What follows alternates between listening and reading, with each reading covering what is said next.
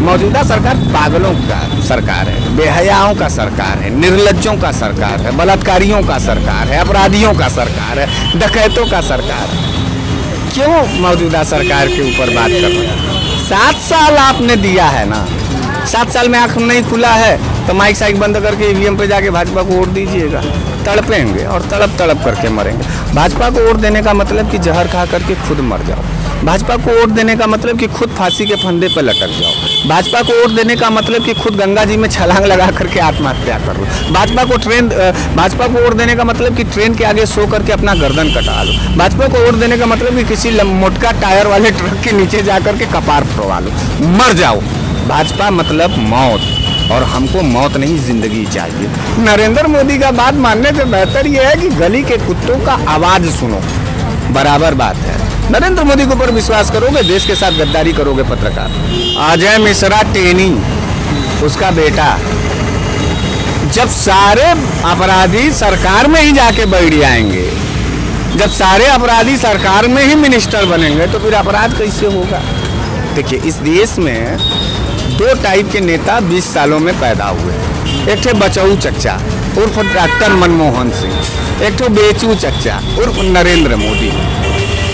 ये वो बचाऊ चच्चा थे, उन्होंने बचाया इस देश को, इस देश की जीडीपी को बढ़ाया, इस देश में रोजगार के सृजन और रोजगार के बातों को बढ़ाया। वो कभी भी हिंसा और उन्माद की बात नहीं की है। लेकिन नरेंद्र मोदी जी क्या किए? नरेंद्र मोदी जी कपड़ों से पहचान करने वाले प्रधानमंत्री।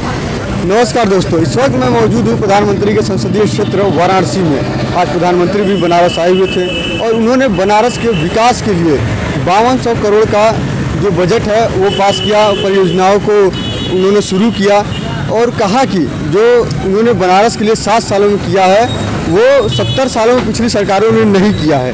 तो मेरे साथ बात करने के लिए इस समय बनारस के मिश्रा जी हैं, जो इस नाम से जाने जाते हैं, बेबाकी से अपनी राय रखते हैं। मिश्रा जी, आपका बहुत बहुत स्वागत है हमारे चैनल में। बहुत बहुत धन्यवाद। आज ये बताइए, आप कि यहाँ बचपन से बनारस में रह रहे हैं, आज प्रधानमंत्री भी आए हुए थे, उन्होंने ये कहा कि पिछले 70 सालों में बनारस का वो विकास नहीं हुआ जो उन्होंने 7 सालों में कर दिया। आपको विकास दिख रहा है बनारस का? देखिए, विकास के निगाह से मत देखिए, 70 साल के निगाह से देखिए। वाकई बात है कि नरेंद्र मोदी ने जिस तरीके से पिछले 7 साल में बनारस की परंपरा और बनारस के तमाम गलियों को, तमाम हमारे विरासतों को तोड़ा है, बर्बाद कर दिया, उतना 70 साल के सरकारों में हैसियत नहीं थी कि वो तोड़ करके बर्बाद कर दें। 70 साल में इतना ज़्यादा झूठ और इतना ज़्यादा बेचने का प्रावधान नहीं आ पाया था।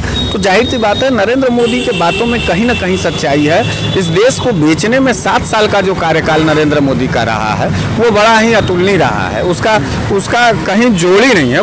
कोई राजनीतिक दल का नेता इस देश की आत्मा को बेच ही नहीं सकता था, नरेंद्र मोदी जी ने बेच दिया है। वो बात सही कर रहे हैं, आप उनके बात को गलत वे में ले रहे हैं। नरेंद्र मोदी जी विकास के लिए आए ही नहीं थे, नरेंद्र मोदी जी इस देश को बेचने के लिए आए थे, कॉरपोरेट के हाथों नीलाम होकर के आए थे। तो वो बेच रहे हैं, वो अपने वादों पर पूरा हो रहा है। आपको हमको धर्म की चाशनी को चटा करके सिर्फ और सिर्फ बरगला करके खून खराबा हिंसा करना है। ये नरेंद्र मोदी और आरएसएस और बजरंग दल का आइडियालॉजी है जिसमें हम और आप फंस चुके हैं। आज के तारीख में, इस उम्र में, इस समय नरेंद्र मोदी जी को ये कहना था कि हमने बनारस के नौजवानों को, इतने लाख नौजवानों को रोजगार का प्रावधान उपलब्ध करा दिया। उनको ये कहना था कि देश के जो किसान हैं, जो 9 महीने से देश के बॉर्डर पर बैठे हुए हैं, हमसे बात करना चाहते हैं। मैंने उन 3 काले कानून को वापस लिया और देश के जो धरती के भगवान जिसे कहते हैं, जिसे किसान कहते हैं, उसके साथ न्याय किया। ये सब तो बात नहीं किया। अच्छा, रही नरेंद्र मोदी की योजनाओं की बात, तो नरेंद्र मोदी जी के योजनाओं पर बात पर यकीन करने से बेहतर यह है कि सपने में जीना सीख लीजिए। हाँ, नरेंद्र मोदी की बातों पर विश्वास। नरेंद्र मोदी जी की योजनाएं थी, उज्ज्वला योजना थी, 2000 रुपये किसान के खाते में आ रहे थे। अब इसको सपने में कैसे दिखाया? ये तो लोगों को मिल रहा है ना। उज्ज्वला योजना का ग्राउंड रिपोर्ट आप बनाए हैं? अभी तक नहीं बनाए। देखिए, हमारे देश की आत्मा और हमारे देश को दर्द को समझने में मीडिया घराने का भी कुछ काम होना चाहिए। लेकिन क्या है, कौवा कान ले गया, मीडिया कैमरा और माइक लेकर के कौवा के पीछे दौड़ने लगा, वो कान नहीं पकड़ रहा है। उज्ज्वला योजना का ग्राउंड रिपोर्ट आपने कभी बनाया है पत्रकार? आप जाके देखिए कि जो एक बार उज्ज्वला योजना में मिला और उसके बाद वो सिलेंडर दोबारा भरा नहीं जा रहा है। आप जाकर के सर्वे करिए और कितने प्रतिशत के लोग हैं जो उज्ज्वला योजना के तहत अपने सिलेंडर को दोबारा रिफिल करा पाए। 5 किलो चावल मिल रहा है, ये तो जलालत है हर भारतीयों का।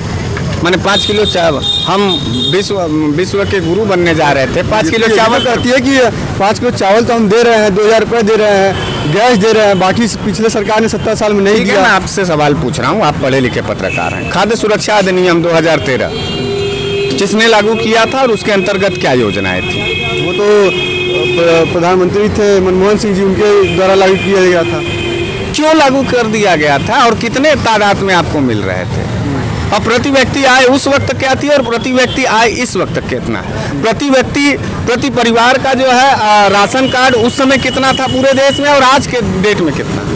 60 लाख राशन कार्ड खुद स्वयं प्रधानमंत्री ने कहा है कि इस देश में हमने कटवाया है। उनका भाषण का क्लिप मैं आपको दूंगा। 60 लाख यानी आधा, सीधे आधा खाली फर्जी वाला। जब से नरेंद्र मोदी यहाँ बैठे हैं ना, हर आम हिंदुस्तानियों को जलील और बेइज्जत और उनको जो है नीचा दिखाने का काम किया।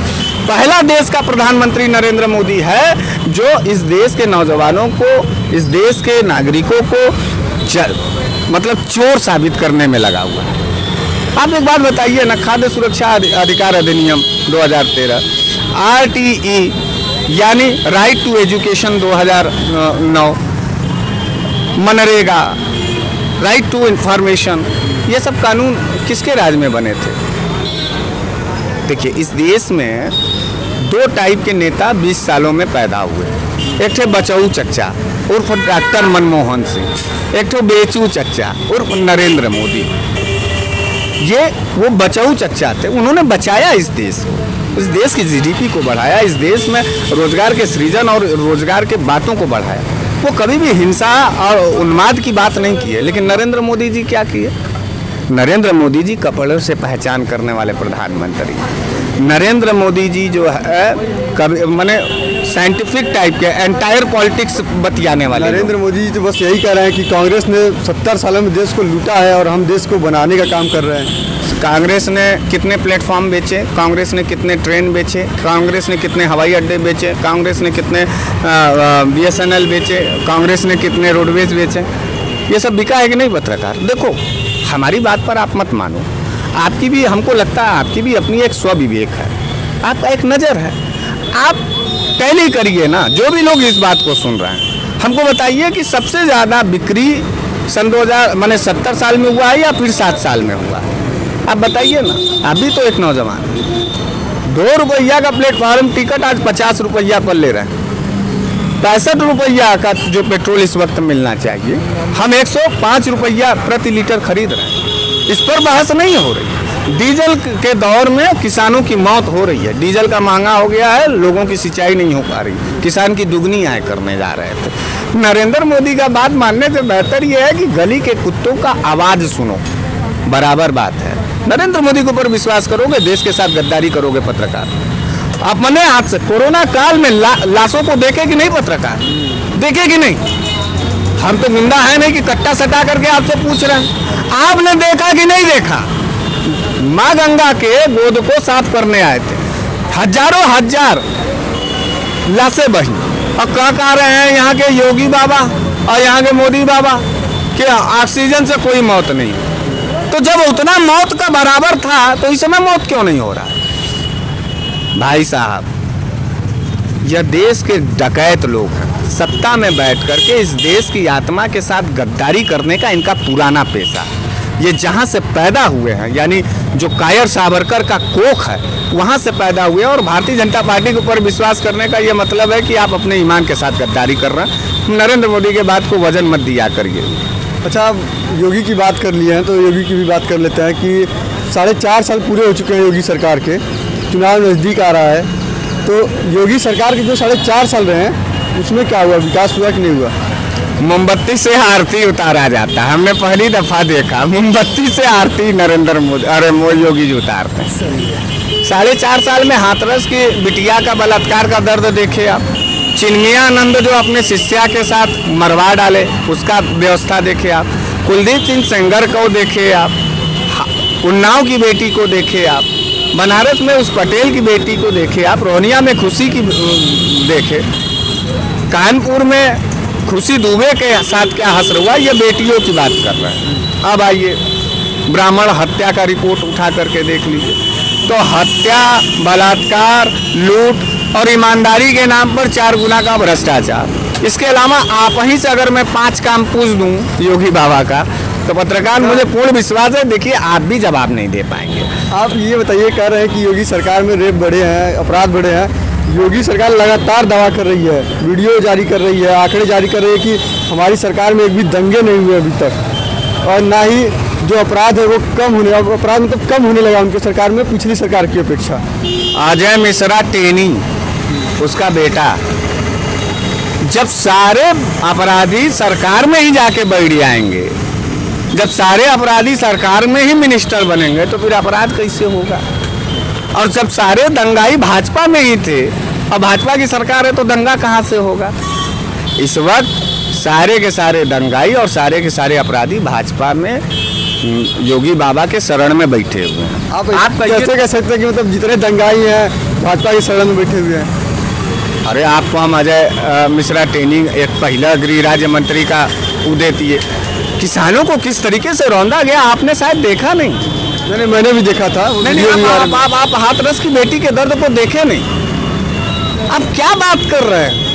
ये क्यों इस तरीके का सवाल आप कर रहे हैं पत्रकार, कि जिससे आम आदमी के दिल पर एक क्रोध आ जाए? मत करिए इस देश और प्रदेश के साथ गद्दारी। अगर पत्रकारिता कर रहे हैं तो सरकार के खिलाफ, सरकार की नाकामियों को देखिए और समझिए। योगी बाबा गुंडा हैं और गुंडाई के बल पर आज नरेंद्र मोदी जी बनारस में आए थे, मैं डिटेन किया योगी बाबा गुंडा है। 2017 में इतनी बड़ी बहुमत कैसे जनता दे रही है? धोखा के साथ। जब किस प्रकार का धोखा था? जुमलेबाजी का धोखा था, 15 लाख वाला, 1 सर के बदला 10 सर वाला, पाकिस्तान थर थर कांपने वाला, सर्जिकल स्ट्राइक का झूठा वादा, काला धन वापस आएगा का झूठा वादा, 30 रुपया में पेट्रोल डीजल मिलेगा झूठा वादा। ये इसी तरीके का फ्रॉड था ना। फ्रॉड आप पॉलिटिकल जो बेस है वो भारतीय जनता पार्टी करती है। हमको आप बताइए ना, आप महंगाई से सुकून में हैं? महंगाई तो हुई है, कहाँ कहाँ हुई है और किसके ऊपर असर गई है? पत्रकार बताइए आप। गरीबों और मिडिल क्लास के लिए हुआ है। आज हम मरने के कगार पर, वोट कौन देता है? पूंजीवादी, ये बिल्डिंग वाला जाके देता है? नहीं, लाइन लगा कर हमको योगी बाबा की सरकार को रिवर्स उत्तर प्रदेश में करना चाहिए। कोरोना काल में दवाई का अभाव और जिस तरीके से मौत का तांडव हुआ, उसको आप बताइए। उसको याद करने के बाद अगर आपका ईमान कहता है कि नहीं हम जाएंगे बटन दबाएंगे, तो हम मान जाएं आपको। आप CA NRC जैसे बेफजूल कानून को लागू करके देश में हिंसा और उत्तर प्रदेश में दंगा कराने वाला उस कानून का आप निर्णय बताइए। हाँ बताइए ना कि क्यों हम लोगों को जलील किया जा रहा है। तो गैस सिलेंडर को देखने के बाद लगता है अंतरात्मा से कि योगी बाबा को वोट देना चाहिए। बिजली के बल्ब को देखने के बाद अंतरात्मा से लग रहा है कि योगी को वोट देना चाहिए।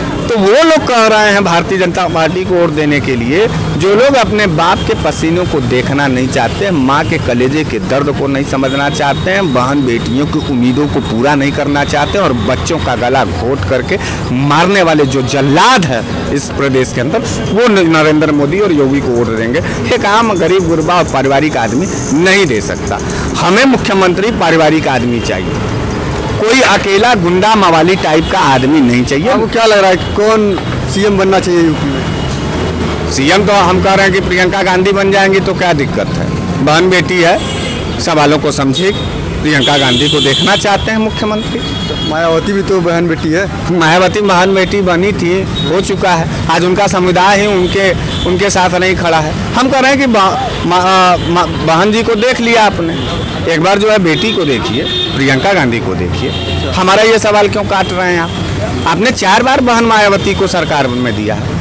आप बताइए, जब से आप पैदा हुए हैं और अभी तक दिल पर हाथ रख के बताइएगा, कांग्रेस की सरकार आपने उत्तर प्रदेश में देखी है? नहीं ना देखी है। एक बार दे के देखिए, तस्वीर बदल जाएगी, उम्मीद जग जाएगी और उत्तर प्रदेश और पूरे देश का जो है तकदीर बदल जाएगी। इस बात को याद रखिए। कांग्रेस की तरफ घूमिए। कांग्रेस ने इस देश की जिंदगी को दिया है, कांग्रेस ने इस देश की उम्मीद दिया है, कांग्रेस ने इस देश को जो है बहुत बड़ा एक लंबी लकीर दिया है, जिससे विदेशी ताकतें भी घुटना टेकती थी। इस बात को साबित कर दिया गया इस 7 साल में। तो मौजूदा सरकार है वो लगातार यही कहती रहती है कि जो कांग्रेस ने काम किया वो सिर्फ परिवार के लिए किया है। मैं बार बार कह रहा हूँ, पागलों की बात मत किया करिए। मौजूदा सरकार पागलों का सरकार है, बेहयाओं का सरकार है, निर्लज्जों का सरकार है, बलात्कारियों का सरकार है, अपराधियों का सरकार है, डकैतों का सरकार है। क्यों मौजूदा सरकार के ऊपर बात कर रहे हैं? 7 साल आपने दिया है ना, 7 साल में आंख नहीं खुला है तो माइक साइक बंद करके ईवीएम पे जाके भाजपा को वोट दीजिएगा। तड़पेंगे और तड़प तड़प करके मरेंगे। भाजपा को वोट देने का मतलब कि जहर खा करके खुद मर जाओ। भाजपा को वोट देने का मतलब कि खुद फांसी के फंदे पर लटक जाओ। भाजपा को वोट देने का मतलब कि खुद गंगा जी में छलांग लगा करके आत्महत्या कर लो। भाजपा को वोट देने का मतलब कि ट्रेन के आगे सो करके अपना गर्दन कटा लो। भाजपा को वोट देने का मतलब कि किसी मोटका टायर वाले ट्रक के नीचे जा करके कपार फोड़वा लो, मर जाओ। भाजपा मतलब मौत, और हमको मौत नहीं जिंदगी चाहिए। हम कांग्रेस के साथ जाएंगे, मर जाएंगे, कुत्ता बिलार चाहे किसी को भी वोट दे लेंगे, भारतीय जनता पार्टी को वोट नहीं देंगे। और आगे कोई सवाल है तो पूछिए।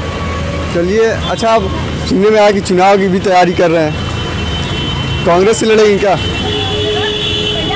चुनाव नरेंद्र मोदी चाय बेच के लड़ सकते हैं। मेरे ऊपर इतना संशय के साथ क्यों बोल रहे हैं? आप मुझे शुभकामनाएं दीजिए कि इस बुरे दौर में जब 2 जून की रोटी को अपने परिवार में कमा कर ले जाना था, उस दौर में भी जो है तमाम गरीब गुरबों के सवालों को लेकर के बनारस वाले मिश्रा जी जो है जाकर के वहाँ नामांकन दाखिल करेंगे। बनारस का बगावत दिखाएंगे, बनारस का विद्रोह दिखाएंगे और बनारस का जो है सबसे बड़ा एक लंबी लकीर वो खींच के दिखाएंगे जिसे बनारस के साथ सलाम किया जाता है। बागी बनारस का वो तस्वीर जिसे इनकलाब जिंदाबाद कहा जाता है, उसके लिए हम चुनाव लड़ने जा रहे हैं। तमाम सपा बसपा और भाजपा के लोग चुनाव लड़ने आ रहे हैं, लेकिन बनारस वाले मिश्रा जी हमारे और आप जैसे नौजवानों के सवाल को लड़ने आ रहे हैं। जो लोग चुनाव लड़ेंगे वो चुनाव लड़ेंगे, हम तो अपना सवाल लड़ने आए हैं, सवाल लड़ेंगे, नामांकन दाखिल करेंगे, जम के चुनाव लड़ेंगे और जम करके परिणाम, शानदार परिणाम लेके आएंगे। इस बात का उम्मीद रखिएगा। बाबा विश्वनाथ से प्रार्थना है कि आप भी कभी जाइएगा तो बनारस वाले मिश्रा जी से गरीब गुरबे नौजवानों के लिए जरूर प्रयास करिएगा। बनारस और मेरी आत्मा आपका जीवन भर ऋणी रहेगा। गद्दारों के साथ कभी मत दीजिएगा, यानी भारतीय जनता पार्टी, इस देश का गद्दार पार्टी अगर कोई है तो भारतीय जनता पार्टी है। भारतीय जनता पार्टी का साथ मत दीजिएगा। चलिए, आपका बहुत बहुत धन्यवाद मिश्रा जी, हमसे बात। धन्यवाद।